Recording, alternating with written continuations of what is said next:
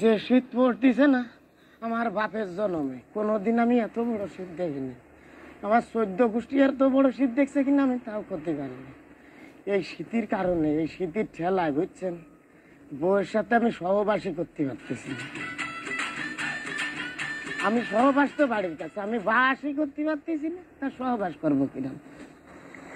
জিজ্ঞেস করো কেন? কেন ভাই? আর কোয়েন না রে আপা, ওই যে গোসল করতে পারি না, পানি পানি দেখলি মনে হয় কি জানেন, বাঘ। খালি বাঘ না, রয়্যাল বেঙ্গল টাইগার। ওই পানিতে আমি গোসল করতে পারিনি আজ 15-20 দিন রে আপা, বুঝছেন, যার কারণে আমার গায়ে কয় গন্ধ।